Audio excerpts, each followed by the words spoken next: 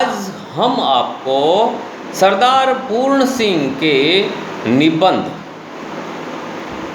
आचरण की सभ्यता की एक व्याख्या बताएंगे। प्रेम की भाषा शब्द रहित है, नेत्रों की, कपोलों की, मस्तक की भाषा भी शब्द रहित है, जीवन का तत्व भी शब्द से परे है। सच्चा आचरण प्रभावशील अंचल स्थित संयुक्त आचरण न तो साहित्य के लंबे व्याख्यानों से गढ़ा जा सकता है, न वेद की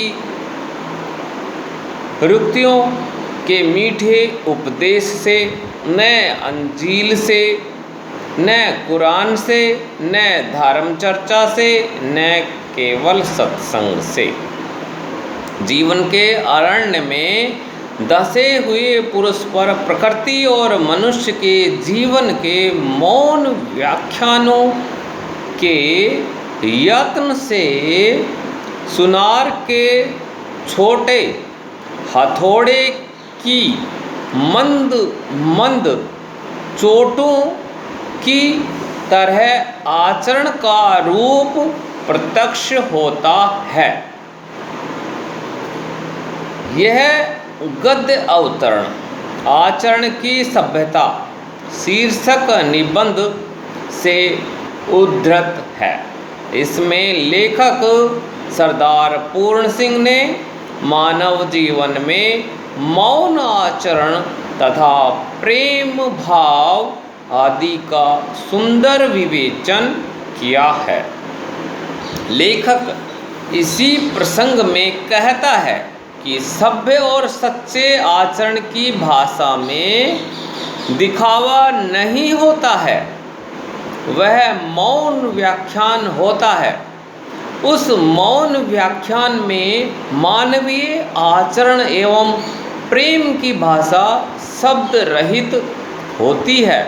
केवल सभ्य आचरण से ही उसकी अभिव्यक्ति होती है।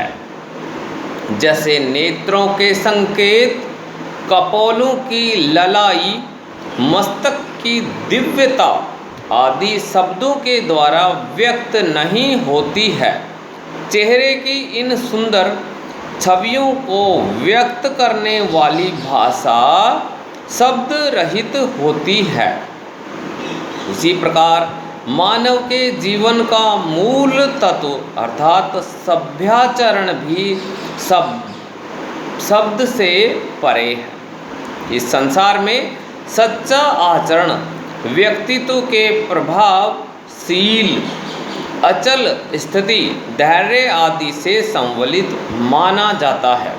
ऐसा सच्चा आचरण न तो साहित्य के लंबे व्याख्यानों से निर्मित हो सकता है, न वेदों के मधुर मंत्रों के मीठे उपदेश से, न कुरान से, न धर्म चर्चा से और न सज्जनों की संगति से प्राप्त होता है।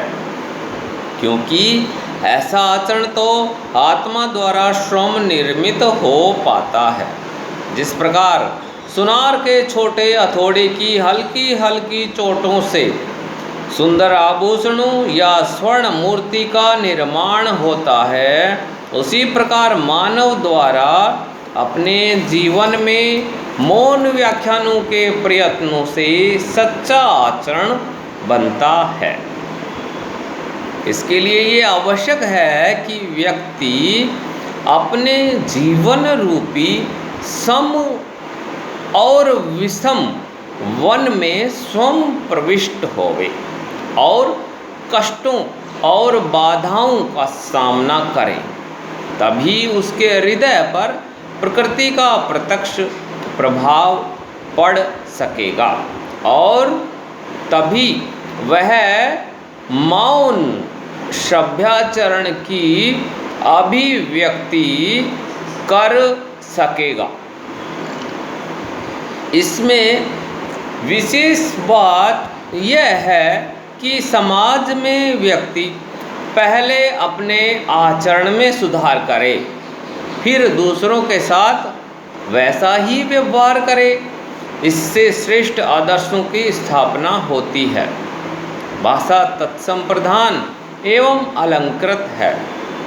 कुछ वाक्य सूत्रात्मक हैं, शैली विवेचनात्मक और भावात्मक है।